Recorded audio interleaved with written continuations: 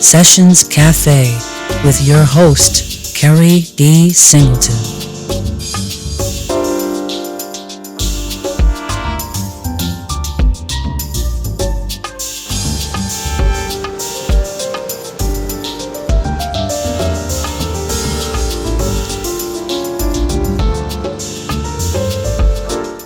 Ladies and gentlemen, welcome to Sessions Cafe. I'm your host, Keri D. Singleton, and today we are back with my brother from another mother, Ramel Nealy, on our part 2 segment of our conversation, where I was really blown away with a lot of the stuff that you've experienced and how it has transformed you and, thankfully, a lot of kids here in New York City. Let's start off this conversation with your second book, Trapped by the Trigger. Trapped by the Trigger. Again, I know that must have been a moment for you.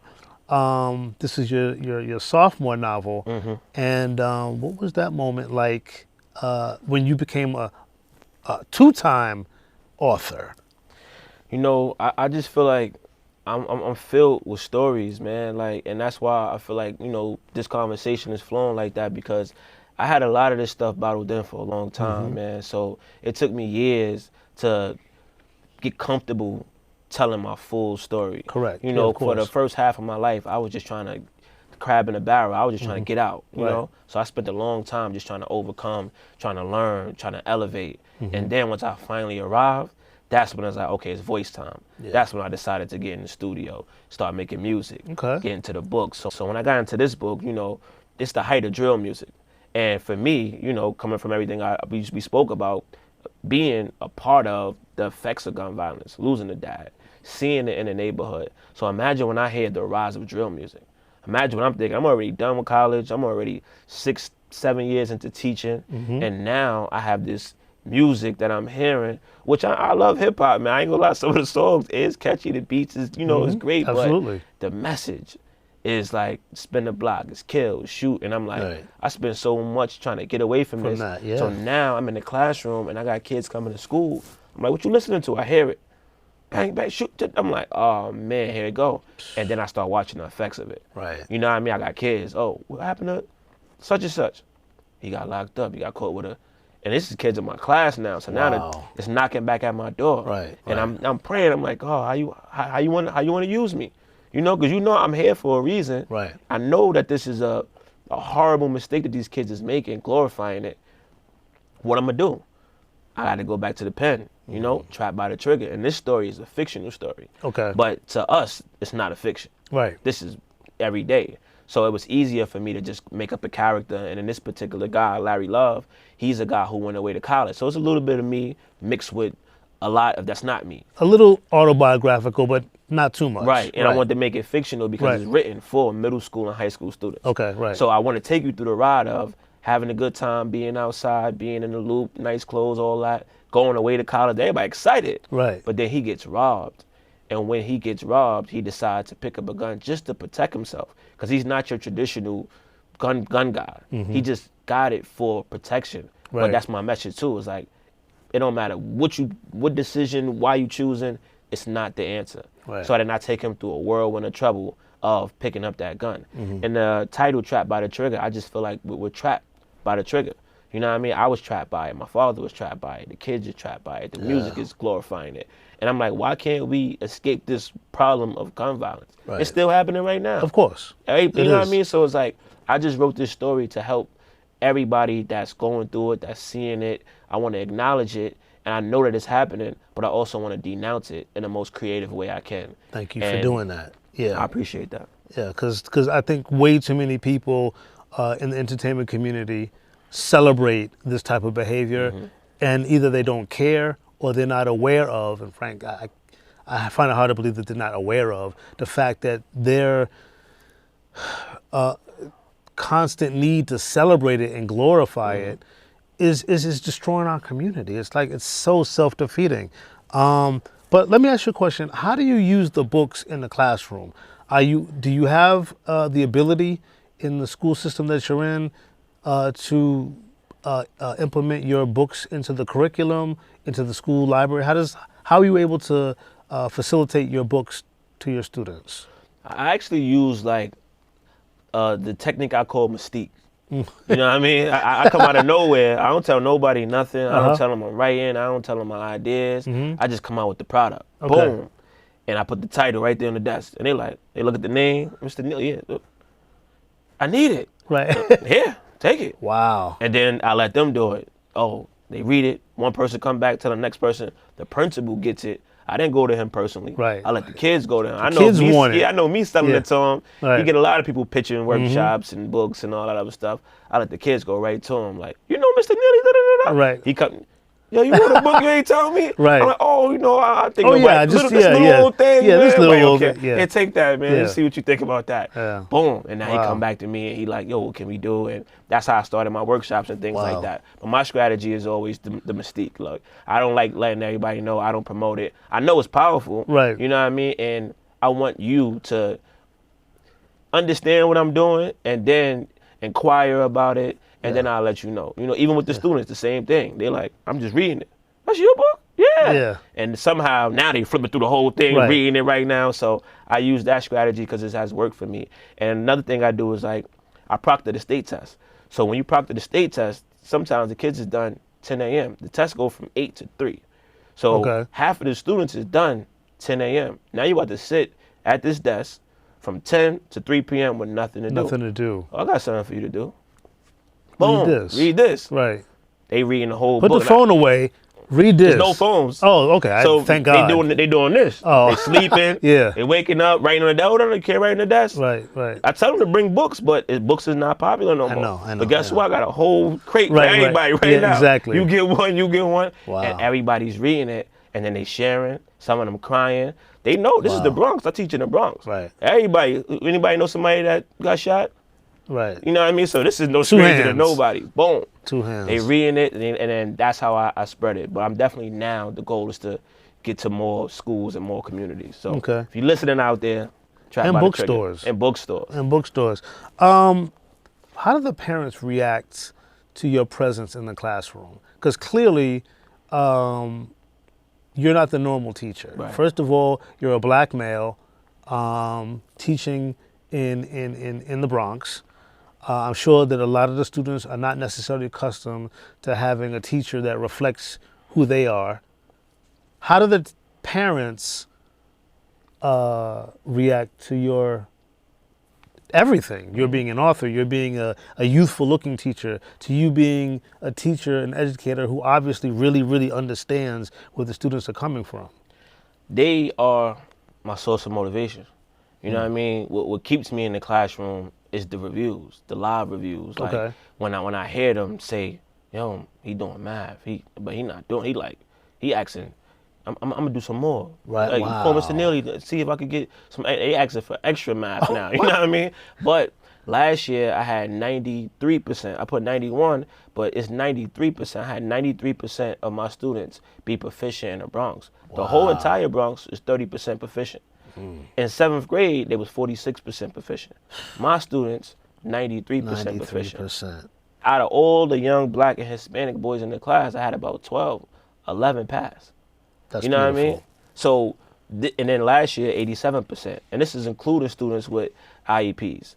So even the students that you think is academically, you know, not there, when I'm in the room, they there. They're there. You know what I mean? Because they understand and they paying attention. I speak the language. So the parents are my source of motivation when they talk to me after school, when they call me up and they let me know, wow, I see a change in my child, you know. And there's days where I do, you know, I'm getting a little older now. I got kids of my own now. And some days it do get challenging. Like I was a lot younger when I first started. Right. And now, you know, some of the behaviors and in those moments, it do get a little frustrating. And sometimes I do want to, you know, do other things with my life. But the parents, parents keep you in the classroom. They keep me in there like, no, Mr. Neal, right now it's happening. Today was the last full day. Right. You know what I mean? So next week this is over again. Right. And I got that same feeling like I got books, I got other things you want to do. I still want to make sure I fulfill my purpose. And I just want to make sure like let God use me until it's time to go. But now, let's talk about your own education, because you just recently graduated and congratulations. I congratulated you on social media. Definitely. Thank what you, exactly man. was your did you complete? What did you So earn? This was around the time where I was thinking about leaving the classroom. I had an opportunity to be a dean. Okay, wow. And the principal, a black male from Brooklyn, he pulled me aside and he was like, "It's easy for you to be a dean. They want you to handle all the kids that have bad behavior, but you different. You teach math. You have data. You can help the community elevate the mind when it comes down, because math is not just the numbers, it's creatively thinking. Exactly. It's planning, it's problem solving. Math teaches you how to think. Exactly. My mother always says. See what I'm saying? Yeah. So he like, don't let them box you in by just putting you in the office, and when a kid get kicked out, talk to them. They're gonna do that. I need you to do something even more powerful. If you come back to my school and teach, I pay for you to go back to school. And for this time, this would be a principal's fellowship. So shout out to Bank Street, New Leaders Program. It's a principal's fellowship. It was about a 2-year program. I started 2 years ago, and I recently just finished, graduated, phenomenal experience. So now I have a master's degree in administration, education, and I also have the principal's fellowship. So now I have the credentials to take the test to be a New York City principal. And amazing. And 2 weeks from now, I'll be taking that test. And once I pass that test, that's it. I got the license to be a principal in any school that I choose. Congratulations, man. Congratulations. Wow. Yeah. You're doing it. Thank you. Briefly, let's talk about your career. And I say briefly because I think we got roughly a minute, something like that, about whatever. You can go all day. We got about 2 minutes left. Let's talk about you as an independent artist. Hip hop. Let's talk about that, because again, we talked about this in the last episode.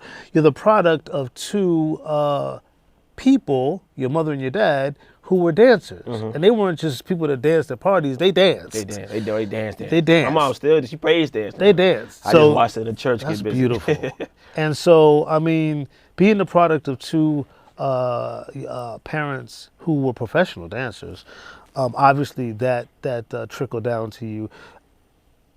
I have my own opinions on where the world of music is today. Oh, man. That's another episode. It's not an episode. Actually, it's not. But you're an independent artist. Talk to me about that. I give you a minute and a half. All right, so music to me is just communication. You know what I mean? And absolutely. Once I realized who I am and my story and what's going on, I need my commercial. So music, it's like my commercial. Yeah. So it's another way to reel people in. I can rhyme, I can rap, I can do videos, and then they get to know me, and then you unravel all the other stuff. Yeah. So I just a way for me to constantly put out, and I could do it all day. So I use hip hop to market everything. It's a and I promotional love hip hop. I love rhyming. I love rapping. So it's just something I'll never stop doing. And my father used to rap, and the best thing about him rapping is I get a chance to still hear his voice today. So that was the power of music. So I don't even think about viral and you know deals and all that. If it come, it come. But I'm also thinking about something happened to me today. I got a son and a daughter who could Apple, press Spotify, play. Tidal, YouTube, and you could always hear my voice, hear my sound, and the type of time I was on. That's a good point. All right. And on that note, we'll be right back.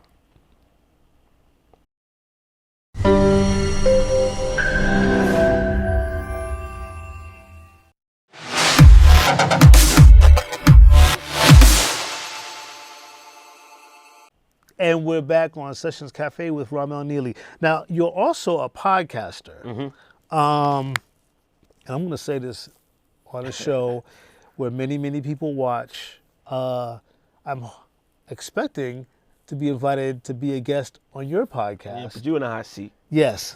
But more importantly, what kind of stories do you have on your platform? What kind of stories do you share? What kind of topics do you cover?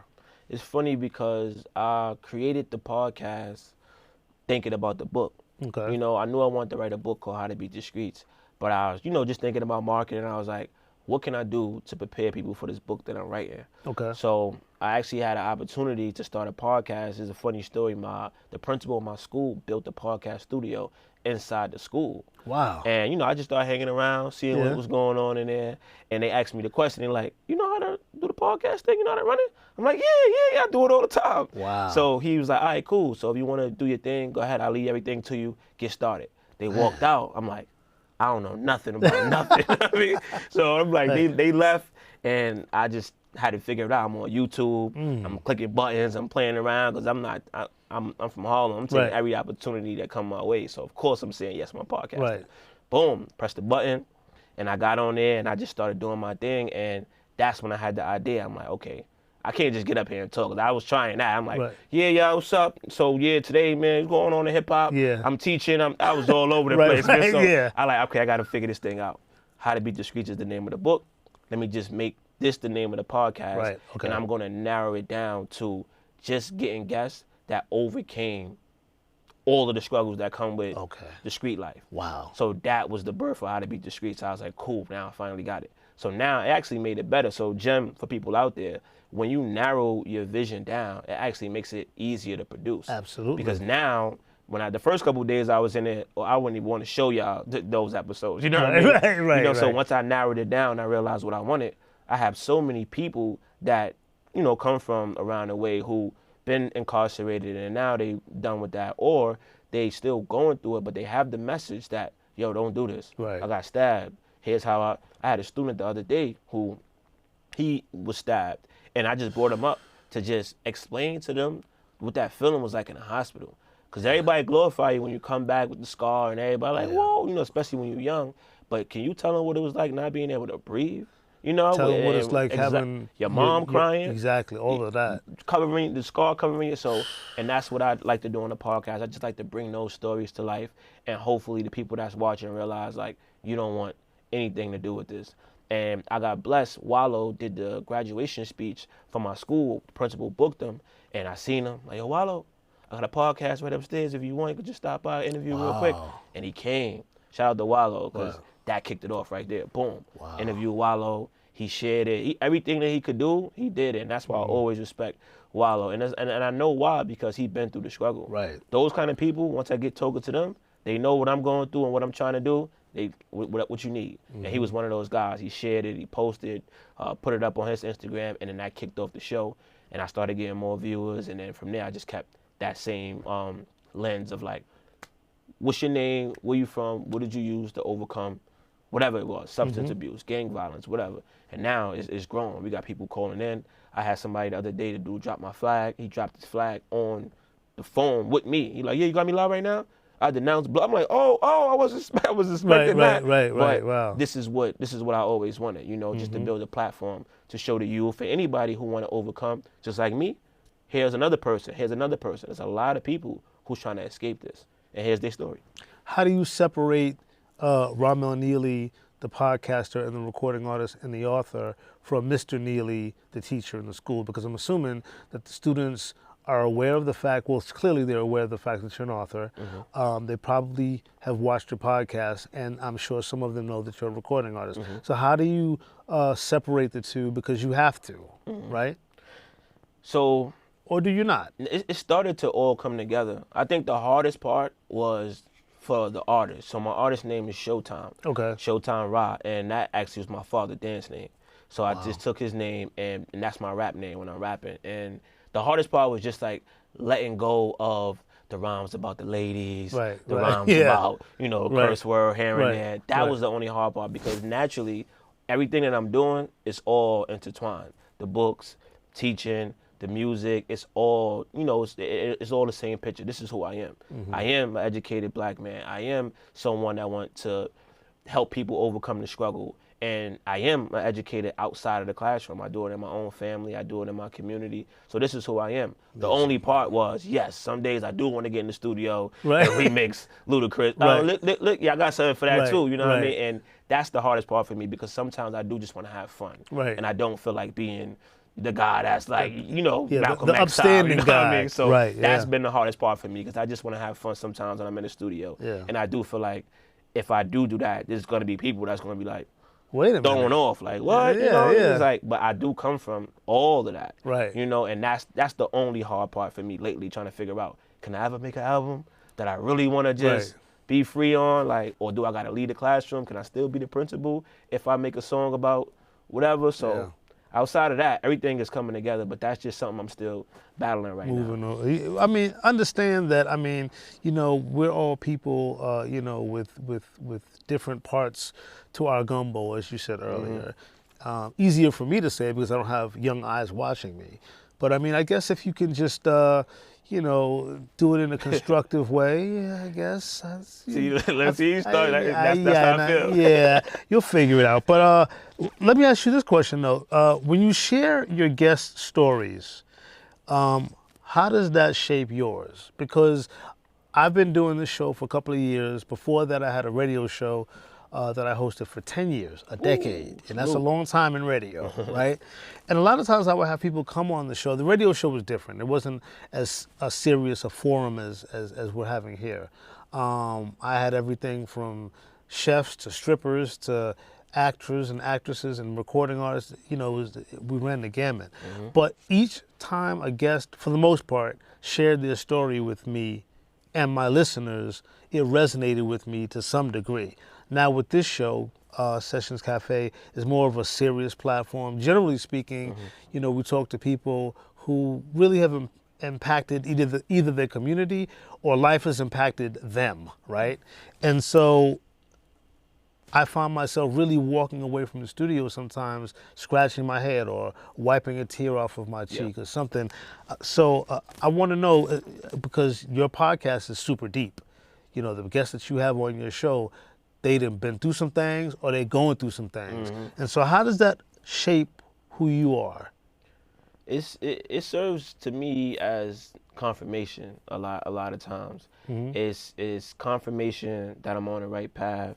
It's confirmation that this is helpful, and it's also educational for me too. You know, because there's a lot of guests that, you know, came on the show and enlightened me on things that they've been through, and it does help me out a lot as well. Right. So one, it serves as confirmation that I'm doing the right thing, and then two, I'm always able to learn from them. Right. Like The Art of Listening is another book. I didn't write that as a chapter, but I wish I did. That was, you know, sometimes you finish the book and you're like, you know, we're gonna keep it going. you gotta keep but going. that's something that I feel like I wish everybody can get a little better at, just listening. Yeah. And the podcast made me a better listener. Right. You know, because you're sitting down and I'm quiet, you know, I'm just like hearing everybody out. Right. And when you start listening to people, especially from all walks of life, I'm like, wow, you know, it's so much that you can learn. Like right now, I'm looking for a homeless person to put on the show because I want people to understand, like, yeah, I think he just, you know, somebody that's crashing out. But you ask them the right questions, you'll get a whole story that will probably fulfill you. So it made me a better listener. I'm always able to learn, and I'm always able to get confirmation that I'm doing the right thing. And a lot of them do, cameras off, give me a lot of wisdom and salute and, you know, just give me words of affirmation that keeps me going as well. So when you find that homeless person, it's not like we don't have enough, unfortunately, in New York City, you know what I mean? Please ask him or her to reach out to me. I think that the stories that people have, because everybody has a story. Everybody has a story. Not everybody's comfortable sharing their story in front of lights and cameras and all of that, right? But when you get people to sit down with you and have a conversation and they're not feeling like they're being watched, you really, really get an in-depth story on people, and it's fascinating. I mean, you're doing it right now. I am. I did interviews with people, and sometimes they don't get the full, you know what I mean? Like, this is one of those where it's like, it don't feel like he was telling me, yo, man, it's going to be a nice conversation, don't worry about it. But he didn't even have to tell me that because I forgot we was recording. Right, exactly. And so what are some of the conversations that you had with some of your guests, we won't necessarily say any names, that really, really, really touched you in a deep personal space, and you didn't expect that from the person before the interview? It was a young lady that I went to middle school with, and I just brought her up because she was just doing a lot in the community, and her public speaking skills was great, and then she wrote a book. So I just wanted to, like, you know, bring up somebody from middle school and just show her love. I got a platform, I wanted to share it. Right. And she started talking about the fact that her parents was never her real parents. And mind you, we was in school together. So I'm like, wait, the lady that picture, that? None of that. It was all fairy tale. Right. And that right there, I wasn't expecting that at all. You know, and then she started talking about being abused and being drugged, and I'm like, this is a young lady I'm walking the halls with. Right, We you had hanging no out, idea. no idea. And that was another one of those moments where it's like, you don't know what nobody is going through. Exactly. So outside of just being a podcast, I left the studio that day with humility all running through me. Like, I don't even want to hurt a fly after that conversation, because I'm like, yo, you just don't know. You have no like, she's a idea. young lady, beautiful young lady, and you just wouldn't have thought that you was living with people that wasn't your parents. The dad was, you know, doing funny things, and then she was in a group home, and then she had to struggle all the way through to this moment right here. And I only brought her up because middle school and the book and speaking, but I was not expecting all of that. Right. And I was like, if you see a picture of her in middle school, you wouldn't think it as well. Right. So she was just holding all of that in.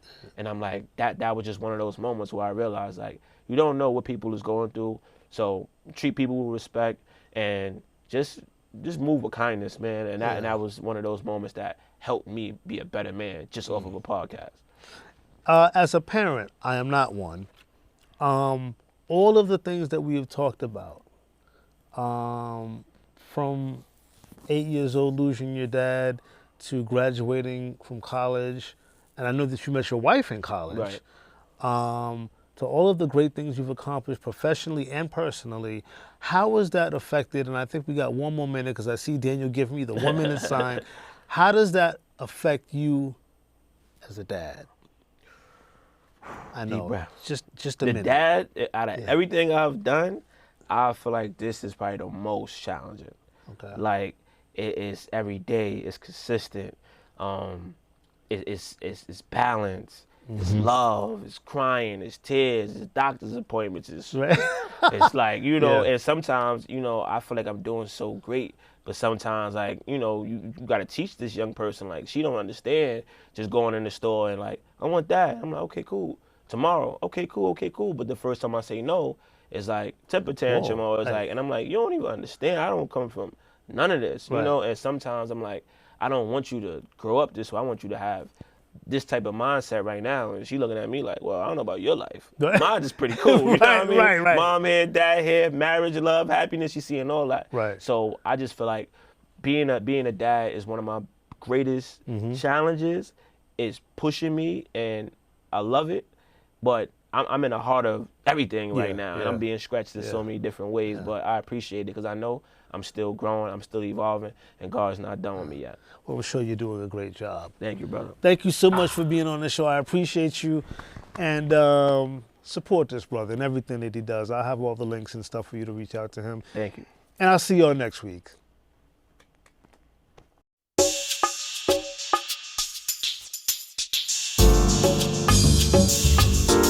Sessions Cafe with your host, Keri D. Singleton.